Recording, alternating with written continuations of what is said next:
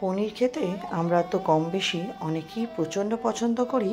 তাই পনির বাটার মশালার একটি দুর্দান্ত স্বাদের খুব সহজ একটা রেসিপি নিয়ে চলে এলাম বন্ধুরা। চলুন রেসিপিটা শুরু করা যাক। আমি এখানে 250 গ্রাম পনির নিয়েছি, তার জন্য 3টে মাঝারি সাইজে টমেটো নিয়েছি। টমেটোগুলো আমি প্রথমেই ভালো মতো ধুয়ে নিয়ে স্লাইস করে কেটে নিচ্ছি, কারণ একটা মশলা আমাকে রেডি করতে হবে। তার জন্য আমি 3টে টমেটো নিলাম। আপনাদের পনির যতটা হবে সেই অনুযায়ী টমেটোর পরিমাণটা কিন্তু বাড়িয়ে নেবেন। এবার একটা কড়াইতে, আমি কিন্তু গ্যাসটা এখনও জ্বালাইনি, এবার একটা কড়াইতে আমি টমেটোগুলো দিয়ে নিলাম। দিয়ে এর মধ্যে দিয়ে দেবো হচ্ছে 1 ইঞ্চি আদা গ্রেট করা, দিয়ে দেবো হচ্ছে কাজু বাদাম 1 চামচ মতো, ভাঙা কাজু নিয়েছি, বড় চামচের 1 চামচ মতো মাপ করে দেবেন। চালমগজ দিয়েছি আমি এখানে 2 চামচ, আর দিয়েছি আমি এখানে সাদা তিল, আপনারা চাইলে পোস্ত ব্যবহার করতেই পারেন। দিয়ে দিলাম কস্তুরি মেথি 1 চামচ মতো, আর দেবো হচ্ছে লঙ্কা আমি এখানে 4-5টা মতো দিয়েছি। ঝালটা অবশ্যই আপনাদের স্বাদ অনুযায়ী দেবেন। এবার অল্প একটু জল দিয়ে আমি এই মশলাটাকে প্রথমে একটু সেদ্ধ করে নেব, সেদ্ধ করে একদম নরম করে নেব। তারপর আমি এটাকে পেস্ট করবো। দেখুন একটা টমেটো আমার কাটাই হয়নি, তাই এটাকেও নিয়ে আমি এটাকেও স্লাইস করে দিয়ে দিলাম, তাতে আমার সেদ্ধ তাড়াতাড়ি হয়ে যাবে। একটু খুন্তি দিয়ে নাড়িয়ে গ্যাসের নাফটা অন করে অল্প একটু নুন দিয়ে এটাকে সেদ্ধ বসিয়ে দিলাম। হালকা এটা সেদ্ধ হতে থাক। দেখুন এটা আমার সেদ্ধ হয়ে গেছে। একটা প্লেটের মধ্যে নামিয়ে ঠান্ডা হতে দিলাম। এদিকে আমি পনিরটা কেটে নেব। আমি আগেই বলেছি এখানে আমি 250 গ্রাম পনির নিয়েছি। পনিরটা আমি আমার পছন্দসই শেপে কেটে নেব।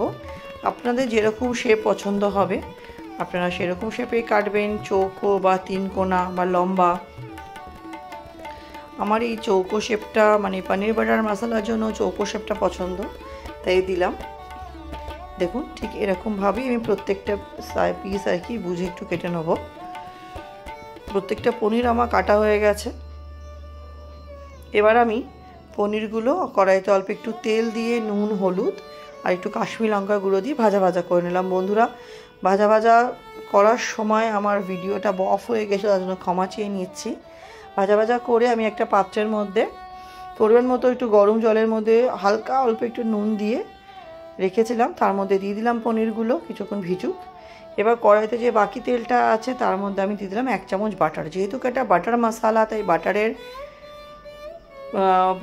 ব্যবহারটা তো করতেই হবে। যতটা কম ব্যবহার করা যায় আমি ততটাই করেছি, বেশি খুব একটা ব্যবহার করিনি। খুন্তি দিয়ে বাটারটা মেল্ট করে নিলাম। একটা ফোড়ন দিলাম, 2টো এলাচ, লবঙ্গ, আর আমি এখানে 7-8টা মতো গোটা গোলমরিচ দিয়েছি। দিয়ে ফোড়নটা কিছুক্ষণ ভাজা করে নিয়ে যে মশলাটা আমি ঠান্ডা হতে রেখেছিলাম সেটা আমার পেস্ট করা হয়ে গেছে, সেটা আমি দিয়ে দিলাম। পুরো বাটিটাই আমি চামচের সাহায্যে ভালো মতো কাচিয়ে নিয়ে দিয়ে দেবো। বন্ধুরা, একটু নতুনত্ব রেসিপি খেতে তো ভালোই লাগে, আর সেটা যদি পনির হয় নিরামিষের দিনে তো একটু অন্যরকমভাবে ঘুরিয়ে ফিরিয়ে খেতে বেশ ভালোই লাগে। এটা রুটি, পরোটা, লুচি, সাদা ভাতের থেকে বেশি ফ্রাইড রাইস, পোলাও এগুলোর সাথে খেতে কিন্তু দুর্দান্ত লাগে। তো সাদা ভাতের সাথেও কিন্তু খাওয়া যায়, মন্দ লাগে না খুব একটা।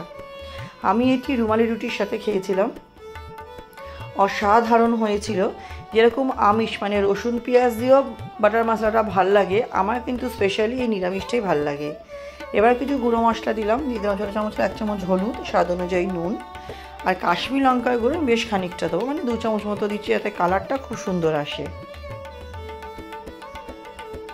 আর দিয়ে দেবো হচ্ছে আমি এখানে ধনে গুঁড়ো আমি ছোটো চামচের 1 চামচ দিয়েছি, জিরে গুঁড়োটা ব্যবহার করিনি।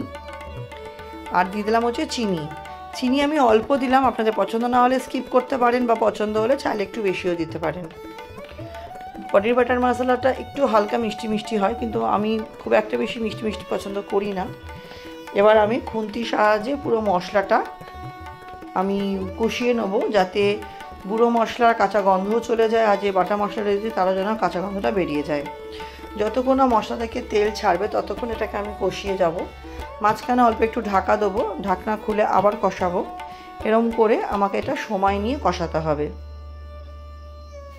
বন্ধুরা, যারা আমার চ্যানেলে আজকে নতুন, ভিডিওটি প্রথম দেখছেন, আমার রেসিপিটি যদি আপনাদের সামান্য হলেও ভালো লেগে থাকে চ্যানেলটি সাবস্ক্রাইব করে পাশে থাকা অনুরোধ রইল।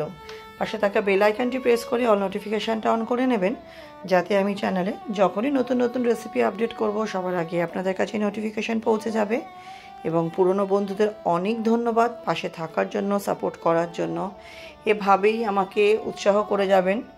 আমি অবশ্যই সবার পাশে আছি, আপনারাও থাকবেন, অনুরোধ রইল।